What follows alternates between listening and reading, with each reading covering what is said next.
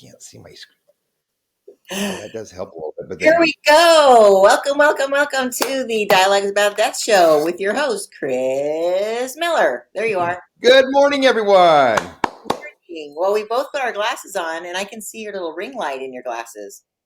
And I can see yours too. Really? Oh, I don't I have know. a ring light on. All right. Well, you guys are now seeing behind the scenes. We're pulling back the curtain today on the Dialogues About Death show. And Yes. I just wanted to make a little announcement because yesterday, Chris, you were on a panel discussion at the Dialogues About Death. No, sorry. That's what today is. Connecting faith and business. Connecting faith and business. Connecting faith and business. And I'm going to be sharing some of your answers because I videotaped you yesterday. And it was such a blessing. So for those of you who don't know, there's an event that happens once a year. It's an annual event. The 16th annual event was yesterday. It's called Connecting Faith and Business. And Chris has a faith-based business, a family-owned faith-based business. So they asked him to be on the panel. Chris, tell me a little bit about your experience on that. I want to get people a little up to date because they're going to see some post about it. Sure. So I was asked to be on this panel to talk about how faith impacts how I conduct business personally and kind of my journey of getting into funeral service. And so I had to tell a little bit of background around my story about, working with my dad and losing him, and then working with my wife and losing her, and how it tested my faith and how my faith has really grown my business. And so I was just able to share kind of my stories and some scenarios over the last, 32 years that I've been in funeral service of how it's really actually over the last, I would say 10 years, it's even grown even more, because the more you're in faith and the more you believe in God, it seems like it just grows that much more. Well, I think that to rephrase that a little bit is that you are putting your trust in the Lord. Absolutely. And glorifying him in what you do. And he has blessed you because of that. Because you honor him, he blesses you. And it's so biblical. And so it's not because you just believe in God that no. You have literally put boots on the ground and you have gone into the community. You've helped the food pantry and the Rotary and the chamber. Like, you have given so much of yourself, and the business has done so much good in our community and you glorify God in it. You don't just say, I did this all. You say, God, no, right? I give it all back to him. Like I said, it's like everything we have is the Lord's.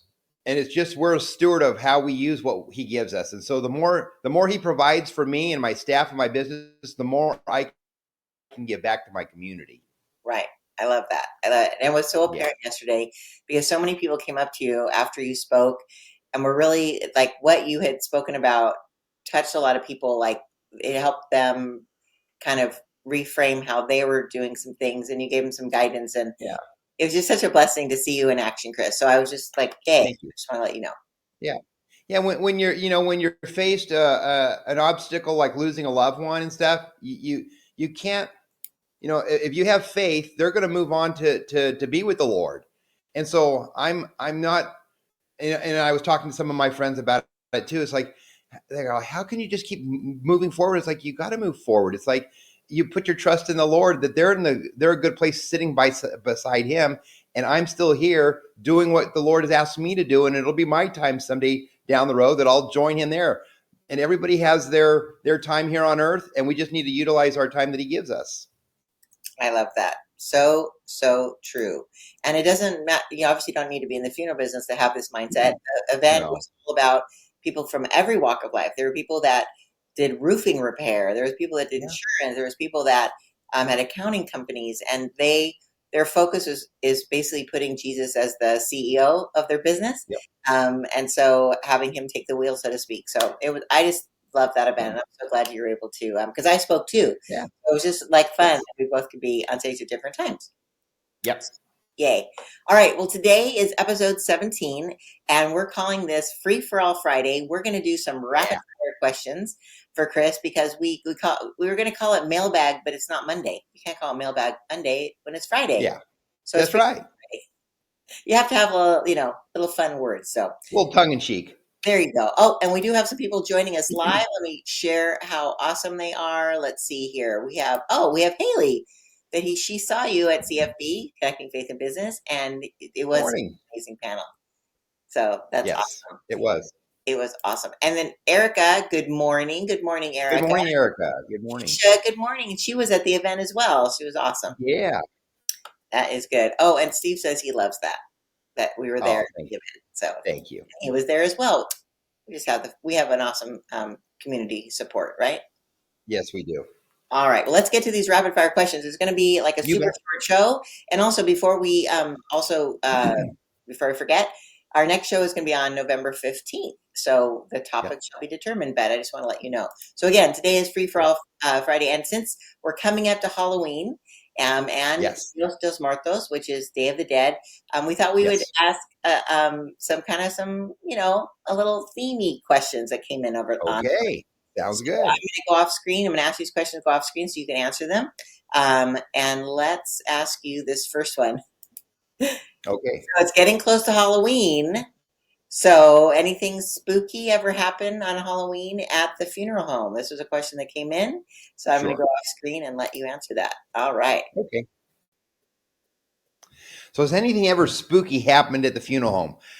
I'd have to say over all of my years, Halloween seems to be the most quietest day there. It seems like everybody's always out and about, and people seem to steer away from funeral homes. Maybe there's other parts of the country that are a little bit more engaged, but at our funeral home here in Corona, it's pretty. You could say it's pretty dead. It's pretty low key. We don't do a lot. We don't. Unfortunately, my team doesn't dress up for Halloween, and we don't get into costumes or anything like that. But if there's anything spooky or scary about the funeral home, I've told you in the past, when I grew up there, I lived there till I was 6 years old. And I believe that there are spirits among us. And I have felt things around the funeral home, but they've all kind of dissipated over the years. I feel after the loss of my dad and my wife, they've taken those spirits away. And so right now, I feel that our funeral home is, you could say, spiritless or spirit free. So we don't have really any spooky things going on around there right now. I love the play on words. It is absolutely dead. You got to have a little fun with it once in a while, right? Right, because we always say you put the what? Fun and funeral. Fun and funeral. There you go. Well, actually, you jumped into my second question, which was, have you ever seen, heard, or felt ghosts? But what I also think, based on what we were talking about at the beginning, maybe it's also because you have doubled down on giving glory to God. So Yeah. God has basically put a hedge of protection around you. So there aren't any spirits or anything coming to bug you there because it's You filled know, with the Holy Spirit. yeah, nothing. Yeah, definitely. If there are any spirits, they're definitely more loving and caring ones. They're not ones that are here to like creep me out or anything. So I do feel I do have more of you can say a blanket of protection around me when it comes to my business. Yeah, I love that. That is fantastic. But we are going Yeah. to be promoting November 1st. We're going to be you're going to be at your team is going Yes. to be Yep. at the Norco Day of the Dead celebration. You're bringing Yes. the hearse down there, the hearse down there. I always call it hearse with a T. Yep. So sorry. Hearse. Hearse. Hearse. By the way, fun fact that maybe somebody else would be interested in. I always thought, I don't know, in my brain, I thought a hearse was longer. They're 22 feet long, which I guess is kind of long, but it's like a big Suburban, right? It's the length of a Suburban. It's the length of a pickup truck. It's as long as you can fit the casket in the back. That's as long as you need. That's it's like a train. Yeah. But in my brain, Yeah. it's just longer, so it's only 22 feet long. So, anyways, they're bringing the hearse there, and they're handing out candy to the kids out of the back, and so that Yeah. should be a lot of fun. So Yeah, it should be a good time. So November 1st, the Norco Day of the Dead. You want to come on out and get some goodies from Thomas Miller. I love it. There we go. Okay, so here's one that's a little bit again Free for All Friday. What is the history of American funeral homes? Like, how do they get? I'm going to go off screen, but how do they get started? Like obviously, like in the olden days, like tell us a little bit about how cremation was handled and how people did it, and what has it evolved to in the American tradition, if I could speak. All right, sure. So, kind of recalling what I was taught in mortuary school, a little bit of the history of American funeral service or American funeral homes. Back 200 years ago, 250 years ago, when we all came to America, there weren't any mortuaries or really funeral homes in the area. But there were funeral directors, there were morticians or embalmers that helped prepare the bodies. So most people had their viewings or ceremonies in their home or at the church that they built at the time. So where you get funeral home is it was basically when funeral service started here in America, they were taking converted homes and turning them into funeral parlors where people would come and gather. And then the term mortuary evolved towards middle of the century, where then they actually built buildings as designated funeral homes. So that's where the term mortuary comes from. So you have the difference. So funeral homes are kind of a home that's been converted into a place where people can gather for funerals. And the thing is, it would really be more for family gatherings in a home where they'd have like food and beverage and kind of mingling like a wake, where when you had the ceremony, they would move the body to the church where it was a little larger and you can bring more of the community together to have ceremonies. But coming back to the mortuary, since mortuaries were built as a funeral home, most mortuaries are built on a single level, so it's a single story building. The hallways are wider, the doorways are wider to accommodate the caskets and the large crowds. Typically, there's like a chapel set up that you can have a gathering within the building. There's an area designated for all the preparation of the bodies. And so it's more laid out for business purposes if you call it a mortuary.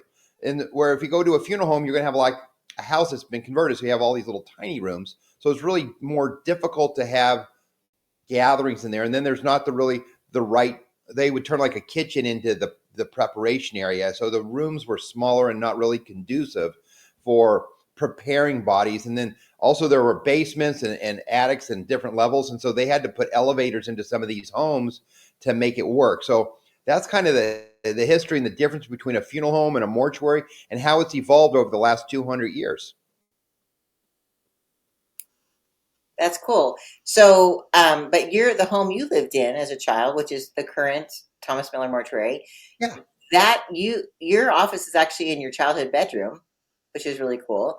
that is correct. So doors are wider in some rooms. Did you have to have it retrofitted? no, so our funeral home at the time when it was built back in the 60s was built as a mortuary, but they also operated the ambulance service out of the funeral home. And so they had 3 apartments that were built into the funeral home. So then people were on call. We didn't have cell phones and pagers and answering services. So people had to be on site to answer the phones to then be dispatched. So people lived on site. Oh, that So makes more when we sense. moved there, yeah, so then when we moved there, we took over all the little apartments and made it our little home there. So that's why my little bedroom, which is my current office, was my bedroom growing up. That is And so wild. it was just one of the apartment rooms there. So yeah, I've come full circle over 32 years. I lived there as a child, and now it's my office as president of my company. That is awesome. And I just one last Yeah, question is funeral parlor. What is is the parlor like a room inside the mortuary? yeah. Or is it because you I'm heard not people for that? sure 100%, but I believe the parlor was the largest room within the funeral home, where that would be like the gathering where the body would be laid out, and they'd have like the community wake or people coming through the would be the parlor, the entrance way, and it Okay. was kind of an entryway into a larger room, like the larger living room or the grand room of a house. Okay, very cool. Yeah, All right. yeah, Well, and by the way, based on our last question, Steve said guardian angels, meaning that when we talked about how the spirits are yes, positive, they could be guardian angels. I love that. All right. nice. The next question is oh, this was a question that came in that was probably you can answer this very quickly, but I'll go off screen. Can you have a viewing before cremation? I'll let you answer. Sure, you can have a viewing at any time for any service. You can have a viewing before cremation or burial. And even if you don't have a ceremony, you can still have a viewing. The thing is, there's different types of viewings that we offer. We offer viewings. We have one called just a basic called an ID viewing. And an ID viewing is where we bring your loved one into our care and we'll do like a bathing and a washing and just kind of a preparation of setting their features and making them look presentable and maybe just putting them in a hospital gown and laying them out for just like a 5 or 10 minute period. And no embalming takes place. And it's just private for the immediate family to say their goodbyes. So it might be a little bit less traumatic than them being like in a hospital with all being on a ventilator and all the tubes and all the IVs in them. So what we've done is we've kind of cleaned them up. We've made them look good. We kind of do their hair and make them look presentable. And we call that an ID viewing. But it's just for a short, like 10, 15 minutes for like 3 or 4 family members. And we can do that before cremation or burial. And then if families want a little bit more than that, if they want more family and they want more time, then we have to do the embalming. And the embalming preserves the body and allows us to have the body outside uh, for several hours or several days, where people then can come and pay their respects. And then we'll do a full dressing and cosmetizing, and we'll lay them in a container of the family's choice for them to be laid out. And then we can either leave them in the funeral home, or we could take them to their home, or we could take them to the church to have a viewing. So we have a little bit more flexibility when one person is embalmed, because the body can stay outside of refrigeration for several hours or days. And it gives the family a little bit more flexibility and a little bit more time to spend with their loved one. That's cool. I like that. Okay, very good. That's a good explanation. Again, this show is all about answering the like taking the mysterious out of funerals, right? The mystique. That's it. The mystique out of funeral service in our profession. Yes. Obviously, I need more coffee. Can't think of those words. Okay, we only have 2 more questions, so we're gonna wrap this up. And here's one that's kind of just came in randomly, and I thought, oh, this would be a good question to ask. So, is it legal to have a Viking style funeral in the U.S.? So you're all squinting. I'll read it to you. It's all good. I'm reading I could have used my glasses today. Is it legal to have a Viking style funeral in the U.S.? I'll go off screen so you can answer this. Sure. Unfortunately, we are not allowed to do Viking style burials in the United States. And for those of you that don't know what a Viking style burial is, it's where you take a pyre and it's like a floating boat, okay? And you would place the person on there and light them on fire and just put them out into the water. That is not allowed in the United States. I don't know, it's only in certain parts of the world that they do that. Now, there are certain cultures that do burning pyres, like in India, maybe South America, where it's their type of cremation, because they don't have the machinery like we do here in the United States. So they will do cremation of their loved ones by lighting them, putting them on a kind of like a fire bed, and watching the person go ahead and be cremated or burned that way. Viking style ones don't happen though. We do have, you can scatter ashes in the ocean, so if your family members wanting to be put in the ocean, you'd have to have them cremated, and then you can take a boat and charter a boat and put their ashes, take them with you, and then scatter them out in the ocean. Or they do have special urns that are created to kind of float on the water, and you can take them out into a boat, because if you do take your ashes out on the ocean or on any water, you have to be 500 yards off the coastline. You can't do it off the shore. So you can't really scatter ashes just by walking in the ocean or dumping them off the end of the pier. You've got to go out into the ocean to do that. And so the only thing closest to a Viking burial, though, would be, and it's very limited, the Navy and Coast Guard do burials at sea, but you'd have to be part of the Navy or the Coast Guard, and you kind of have to go through a special department with the Navy or the Coast Guard to make that happen. It doesn't happen often. You have to be more of a kind of, I believe, a higher ranking officer, and it's kind of special circumstances.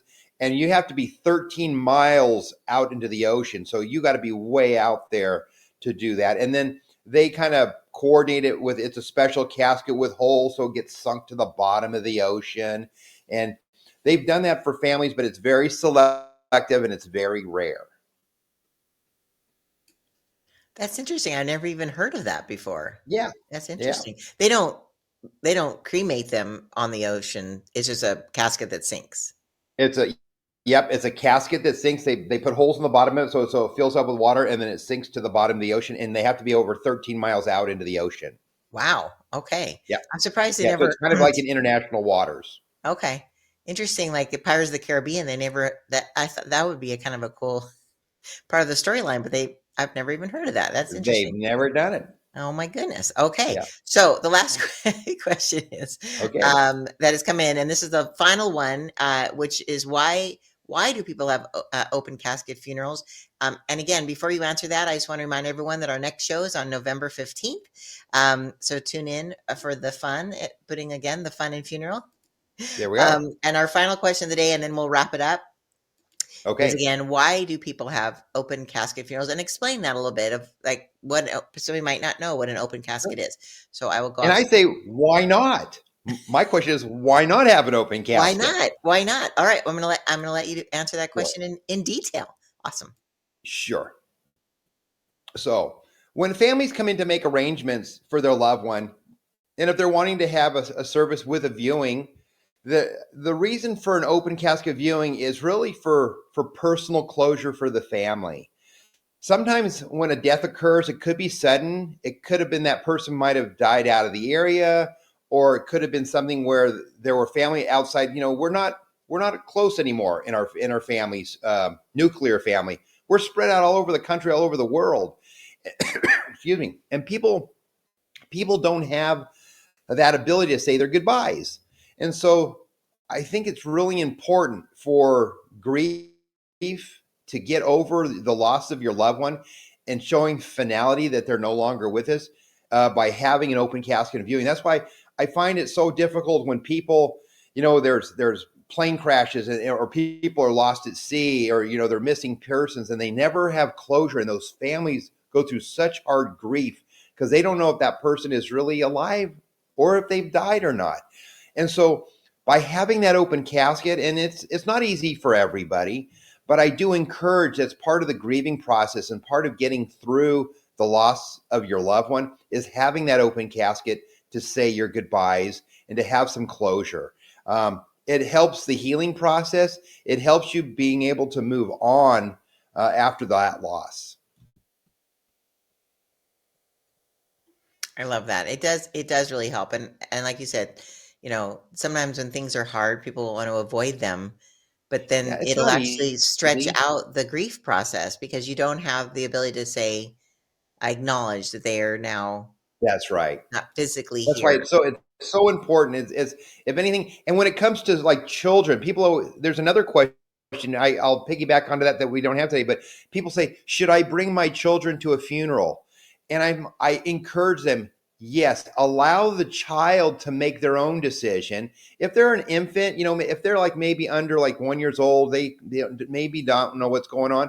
But if they're old enough to walk and talk and say yes or no, and they say, I want to see grandma or grandpa, allow them that opportunity because don't don't deny them their opportunity for closure because it will make them a better adjusted child and a better adjusted adult when they grow up because they say I saw grandma or grandpa before they died. So let your child make the decision.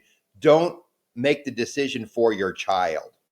That is one of my words of wisdom. If I can get anybody, allow your child to make their own decisions when it comes to a funeral, to say their goodbyes to any loved one.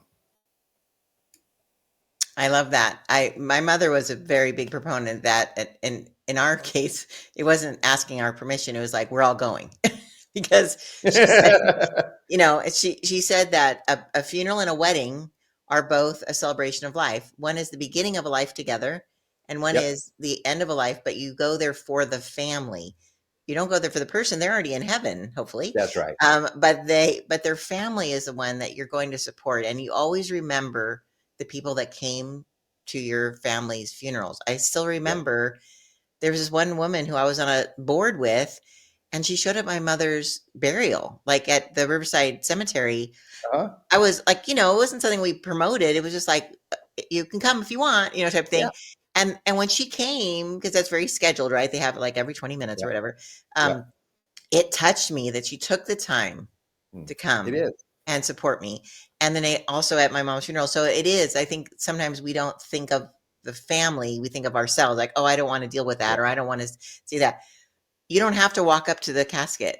You can just show No. up in the back, sign the book, hug And just your be friend present. who doesn't be. It's right. Your presence is their gift.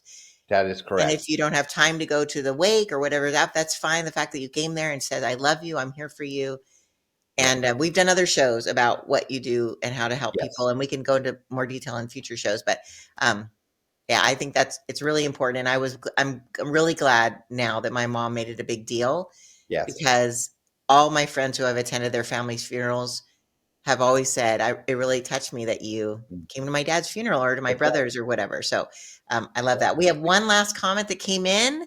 Sherry Yes. says, "Hi, Chris. Very informative. Have a great day." Oh, thank you. That's so nice, Sherry. Thank you for coming. We love when people come live to ask questions. And again, if this is something that blesses you, or you think this might help someone to answer a question, go ahead and share it on your Absolutely. social media. We would love for them to see this show. And then Yep. also we put out little clips of these shows. So if it answers certain questions, we'd love for you to share those as well. Absolutely. Awesome. All right. Well, thank you again for your time today, Chris. And as we said Thank before, you. our next show is on November 15th. Today Okay. was episode 17, Free for All Friday. We hope we answered your questions. And if you have any other questions, feel free to email us, Chris. What is it? Chris at thomasmillermortuary.com. Mortuary.com. Awesome. All right. And also, just as a little wrap up, I haven't shown this today. If you have an immediate need, or even want to pre plan your funeral so you have control over what happens to you, you can call either the Corona Chapel or the Sierra Memorial Chapel, which is in Riverside.